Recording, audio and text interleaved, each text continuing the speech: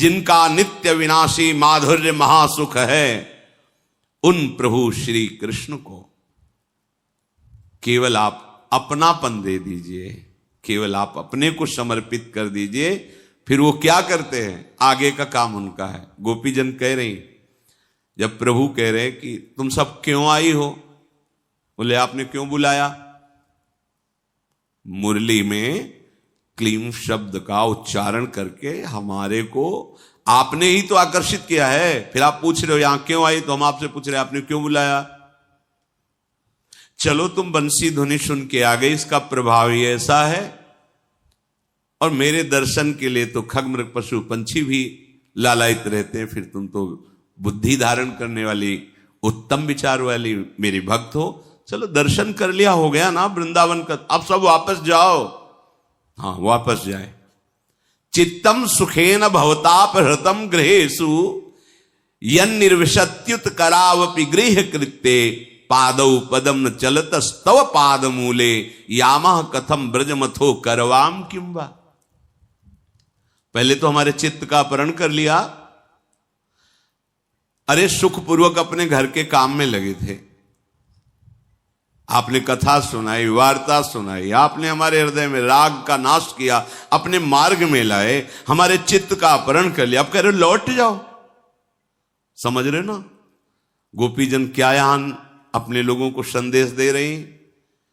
तुम्हारा काम है श्री कृष्ण के प्रति समर्पण का भाव रखना, और वो भवताप हृतम, संसार के ताप का नाश करने वाले प्रभु, चित्तम सुखेन, जो सुखपूर्वक चित्त संसार में लगा था, वो महासुख श्री कृष्ण हरण कर लिए, चित्त हरण कर लिए।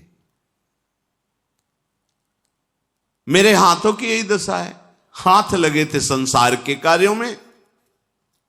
अब आपने जब चित्त ही अपहरण कर लिया, तो फिर अभी हाथ क्या कर पाएंगे? मेरे पैर एक कदम भी अब तुमसे बिलग नहीं चल सकते। जाऊं तो कहां जाऊं? आप कहते हो वापस लौट जाओ। चित्त अपहरण कर लिया, अर्थात पूरा हृदय अपहरण कर लिया। मेरे एक एक कर्मेंद्री ज्ञानेंद्री आपके अधीन हो गई। अब आप कहते हो वापस लौट जाओ। यहां भाव दिखा रहे, उपासक की एक एक वृत्ति, एक एक चेष्टा भगवान अपहरण कर लेते हैं। आपको केवल समर्पण करना है, समर्पण का भाव रखना, समर्पण प्रभु कर लेंगे। हम कब समझें कि हमारा हृदय समर्पित हो गया है? जैसे बुखार उतर गया, थर्मामीटर से नापा, उसकी संख्या आ गई, हाँ ठीक है, आप ठीक है। नहीं, शरीर ठीक है, पर अभी बुखार आपका कुछ आगे बढ़ा हुआ है, अभी औषधि लीजिए। तो हम थर्मामीटर से, ये अध्यात्म का थर्मामीटर है कि सुख संपद में तव प्रसाद अमृत का हूं मैं करता पान, दुख संकट में पाता हूं तव मंगल कर का स्पर्श समान।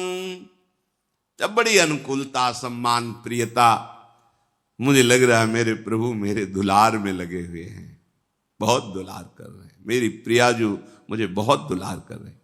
और जब दुख संकट, नाना प्रकार के आरोप, तिरस्कार, अपमान, तब हृदय नाच पड़ता है कि अब कोई मंगल विधान हो रहा है, अब भूमिका बदलेगी हमारे हृदय की, अब ऊंचाई पर और चढ़ा रही प्रियाजू।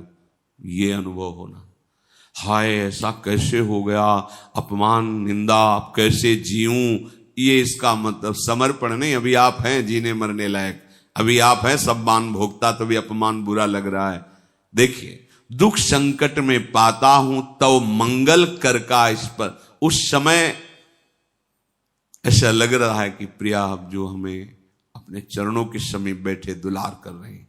जब संसार पूरा खिलाफ है, निंदा, अपमान, तिरस्कार, प्रिया जो दुलार कर रहे हैं, स्पर्श का प्रिया जो हमें दुलार कर रही। अगर हमारे हृदय में कोई आशा उत्पन्न होती है तो प्रियाजू को लेके होती है। ये वस्तु प्रियाजू तक पहुंच जाए, ये व्यक्ति प्रियाजू तक पहुंच जाए, अन्य आशा उत्पन्न होने की गुंजाइश नहीं रह जाती। जब हमारा हृदय प्रभु को समर्पित हो जाता है।